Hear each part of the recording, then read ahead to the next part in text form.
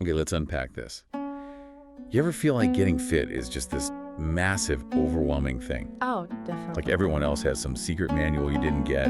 You're picturing, early morning gym sessions, complicated diets. Yeah, it feels like a whole other job sometimes. It really can. Yeah. And if that sounds familiar, trust me, you are definitely not alone. And what's fascinating is just how universal that feeling is, that sense of overwhelm when it comes to fitness. We all know intellectually, okay, it's good for us, but then actually doing it, that feels like scaling a wall. Exactly. And that's why we're doing a deep dive today into a really practical guide. It's fitness program, 5 steps to get started, and it's from the Mayo Clinic. A very trusted source. Right. So think of this not as another lecture, but more like your personal cheat sheet. Our mission, basically, to take these 5 steps, pull out the most actionable bits, the insights, Yeah, make it feel less daunting. so that getting healthier... And if we zoom out for a second, it's good to remember the why, right? Good point. The Mayo Clinic source, it reminds us of some really powerful motivators. Things like lowering your risk of serious long-term illnesses. Which is huge. Huge. Sharpening your balance and coordination, which, becomes surprisingly important as we go. Definitely. Helping with weight management, getting better sleep, even boosting your self-esteem. These aren't just like vague promises. Nah. They're real tangible improvements waiting for you. Absolutely. So step number 1, according to Mayo Clinic, measure your fitness level. Okay. Now, I know what some people might be thinking: tests, numbers. Ugh. Right. Sounds like homework. Yeah. But think of it like setting your GPS. You need to know your current location to figure out the best route. That's a great analogy. This step is really just about understanding your physical starting point. And how can you celebrate progress if you don't even have a baseline? These first measurements, they give you exactly that, crucial data points. Right. Benchmarks. Okay, so Mayo Clinic gives us 6 specific things to check. First up, your pulse rate, Okay. both before and immediately after a 1-mile walk. That's about, 1.6 kilometers? Yeah. Why measure it both times? What's the thinking there? Well, what's insightful is the contrast. So a lower resting heart rate, that often signals a more efficient cardiovascular system. But maybe even more telling is how quickly your heart rate recovers after the exercise. Oh, A faster return to normal? That's a really positive indicator of fitness. Think of it like your engine cooling down quickly after a good run. interesting analogy. Okay, Yeah. next, the time it takes you to walk that mile. Or, if you're feeling more ambitious, to run 1.5 miles, so around 2.4 kilometers. Right. What does timing this tell us? This is mainly looking at your aerobic endurance, so how Oh. well your body can sustain activity over time using oxygen. Right. Think of it as your body's engine capacity, maybe. It's a pretty strong indicator of your heart and lung health. Okay, engine capacity, I like that. Then we move on to push-ups. Push-ups. Yeah. They suggest counting how many standard or maybe modified push-ups you can manage. What's the key takeaway from doing push-ups? This is really zeroing in on your upper body strength and endurance. Your chest, shoulders, arms. And the fact that they mention modified push-ups is actually really important. Why that? It just acknowledges that everyone starts somewhere, Yeah. It's well, about measuring your current capacity, not comparing yourself to some fitness influencer online. That's a really good point. Keeps it realistic. Yeah. Okay, the next measurement is about range of motion. Hips, knees, ankles, shoulders, elbows. Sound like a full body check. It kind of is, and flexibility is often the unsung hero of fitness. Really? How so? Well, good range of motion isn't just about touching your toes. It's crucial for doing everyday things comfortably. And importantly, it helps prevent injuries. Injury prevention. Key. Yeah, think of it like oiling your joints. It just allows for smoother, safer movement all around. Definitely something we shouldn't neglect then. Okay, next. Waist circumference. Measured just above the hip bones, kind of belly button level. What does this tell us that maybe the scale doesn't? Waist circumference is surprisingly powerful. It's a really good indicator of visceral fat. Visceral fat. Yeah, the fat stored deep around your organs. And this type of fat is strongly linked to increased risks for things like heart disease and type 2 diabetes. Wow, okay. What's interesting is you could have a healthy weight according to BMI, but still carry higher risk if you have excess fat around your middle. It's a key marker for internal health. Good to know. And finally, body mass index, BMI. We hear this one a lot. In simple terms, what's BMI telling us? So BMI is basically a ratio of your weight to your height. It gives a general estimate of body fat. General estimate. Right, it's a widely used screening tool, but and this is important, it doesn't differentiate between muscle mass and fat mass. Oh. So a very muscular person might have a high BMI, but be very healthy. It's a useful starting point, but it's definitely not the whole story. Think broad strokes, not a detailed portrait. Gotcha. So all these initial measurements, like Mayo Clinic says, they just give us that baseline. Exactly. They're not looking for perfect scores right off the bat, just a clear picture of where we are today. Precisely. And this is so key to tackling that feeling of being overwhelmed. Because when you have these objective measures, you can track tangible progress. Right. And that is incredibly motivating. It shifts the focus from vague goals to like concrete achievements. Hey, I walked that mile faster. Right. Or my resting heart rate is lower. Yeah, I can see how that would help. Okay, so we've got our starting numbers. Step 2 is all about designing the actual fitness program. The roadmap. The roadmap, exactly. Yeah. Just saying, I'll exercise more, probably not going to cut it. First thing they mention, defining your fitness goals. Mayo Clinic talks about weight loss or training for an event like a marathon. But it could be simpler, right? Like wanting more energy to play with your kids. Absolutely. Clear, well-defined goals are like the compass for your fitness journey. Okay. They give you direction, make it much easier to stay motivated, and let you measure success. And the more specific you can be, the better. So instead of just lose weight. Maybe it's lose 10 pounds in the next 3 months, or be able to walk for 30 minutes without getting breathless. Specifics help. Okay, specific goals. Now, when we think about the plan itself, a balanced routine is key. The source gives some specific recommendations for aerobic activity. Can you break those down so they don't sound like a doctor's prescription? Yeah, let's try. Think of it like this. Aim for at least 150 minutes of moderate intensity activity each week. Moderate intensity, like what? Like a brisk walk where you can still talk, but maybe you couldn't belt out a song. Got it. Okay, 150 minutes. Or, if you prefer more vigorous activity where you're breathing harder, talking is tough aim for at least 75 minutes a week. Right. And you can totally mix and match. What's interesting, I think, is that spreading this out across the week makes it feel way more manageable than trying to cram it all in on Saturday morning. Yeah, good point. And they also note that for even greater health benefits, maybe especially for weight loss, we could aim higher, like 300 minutes or more of that moderate activity. They do mention that. And yeah, 300 minutes can sound like a lot when you're just starting. It really does. But it's about the cumulative effect. Every little bit counts, and you build up to it gradually. Remember, breaking it down into smaller chunks throughout the day totally works. 10 minutes here, 15 minutes there. It adds up. Okay, that feels better. Which brings us nicely to their next bit of advice. Start slow and go forward slowly. Yes, so important. This feels super relevant for beginners or anyone maybe dealing with old injuries or health conditions. They even suggest a specific guideline. No more than a 10% increase per week.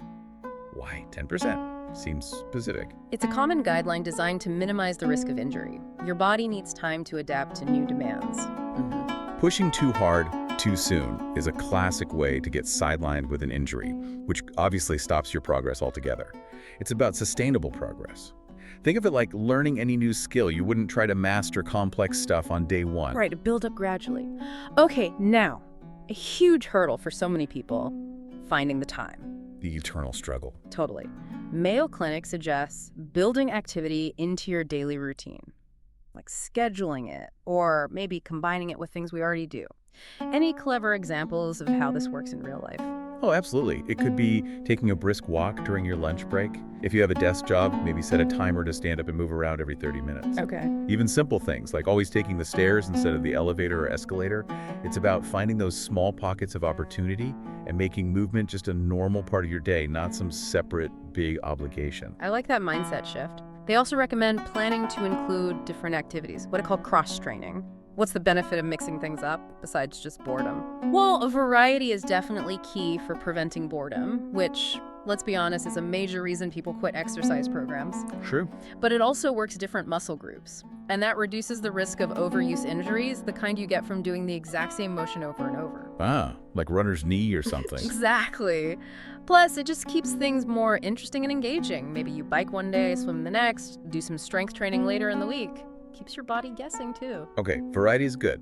Now, for those of us who feel really time crunched, they briefly mention high-intensity interval training, aye.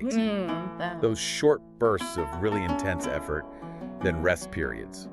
Is this like a magic bullet for busy people? HIIT can be incredibly efficient, yeah. You can get significant cardiovascular benefits in a shorter amount of time compared to steady state cardio. Sounds great. But it's intense, really intense. So it's not necessarily the best starting point for everyone, especially if you're brand new to exercise or have certain health conditions.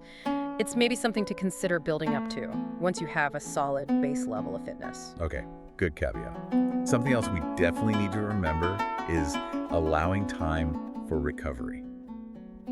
It's so tempting, especially when you get motivated, to just push hard every single day. What's the danger there? Recovery is when the magic happens. It's when your body actually repairs and rebuilds muscle tissue that got stressed during the workout. Right. Without adequate rest, you risk overtraining. That can lead to fatigue, persistent soreness, a higher risk of injury, and you might even hit a plateau where you stop making progress. So rest days are productive days. Think of rest as part of the workout plan, not something separate from it. It's essential. Got it. And finally, in this planning stage, they suggest putting it on paper, actually writing down your plan. Why is that simple act so effective? Writing it down just makes your intentions more concrete. It makes it feel more real, and it boosts accountability. It's right there, a visual reminder of your commitment. Plus, it helps you track what you plan versus what you actually manage to do. Lets you adjust. Okay, that makes sense. So, plan is written down. Moving on to step 3, gather your equipment. Now, this doesn't mean we need to rush out and buy a whole home gym immediately. Absolutely not. What's the one essential piece of gear they really highlight? The single most important investment, they say, is a good pair of athletic shoes. Shoes. Okay. And crucially, shoes designed for the specific type of activity you plan to do. Running shoes for running, cross trainers for gym workouts, etc. Why the specificity? Different activities place different stresses on your feet and body. The right shoe provides the right kind of support and cushioning, which can significantly reduce your risk of getting injured. Makes total sense. Trying to run in old, worn-out sneakers or, like, basketball shoes sounds like a recipe for shin splints or worse. Exactly. Recipe for trouble. Okay, so good shoes. What about other exercise equipment? Any smart advice before we start filling our online shopping carts or clearing out the spare room? Their advice is pretty practical. Prioritize things that are practical for your space and budget, yes, but also things you'll genuinely enjoy using and that are easy to use. Enjoyment, okay. Don't buy that complicated machine that looks impressive, but, deep down will just become a very expensive clothes rack. Guilty as charged in the past, perhaps. We've all been there. They also suggest maybe trying equipment out first at a gym. Maybe a friend has something before you commit to buying it. Ask yourself honestly, will I actually use this regularly? Good reality check. Yeah. And in today's world, what about technology? Fitness apps, trackers. Yeah, they mentioned those. Fitness apps and activity trackers can be really helpful tools for a lot of people. Oh, so They can monitor your workouts, track metrics like distance, calories burned, heart rate. Seeing that data can provide motivation, a sense of accomplishment as you watch your numbers improve over time. right, seeing progress visually. Okay, so we've assessed ourselves, we've made a plan, we've got the essential gear, maybe a helpful app. Now it's time for the big one. Step 4, get started. Where the rubber meets the road. Exactly. This is where intention meets action. And again, they echo that advice. Start slowly and build up gradually, including warm-ups and cool-downs. How little is enough to begin with, really? They suggest even just 5 to 10 minutes of activity at a comfortable pace is a fantastic starting point. Really, just 5 minutes. Absolutely. The goal initially is just consistency and making it sustainable. The warm-up, maybe some easy walking or gentle stretching, prepares your body by increasing blood flow and muscle temperature. Okay. And the cool down helps your body gradually return to its resting state, which can help reduce muscle soreness later. Think of them as the essential bookends to your activity, however short it is. Bookends, I like that. And I really appreciate their point about breaking things up. You don't necessarily have to find a single huge chunk of time. They say several shorter bursts of activity throughout the day can be just as beneficial. Yes, that's so encouraging, especially for people with jam-packed schedules. Probably. It reinforces that message that even small amounts of movement have a positive impact. Any activity is better than none. It's about finding what fits your lifestyle and making it a consistent habit. Consistency over intensity, especially at the start. They also encourage us to be creative. Yeah. Find activities we genuinely enjoy, beyond the traditional gym stuff. hiking, dancing, playing a sport, whatever gets us moving Yeah. and maybe puts a smile on our face. That is so crucial for long-term success. If you actually enjoy what you're doing, it doesn't feel like a chore. Right. And you're infinitely more likely to stick with it. Fitness should ideally be something you look forward to, or at least don't dread. Find your fun. Okay, now this is really important safety advice.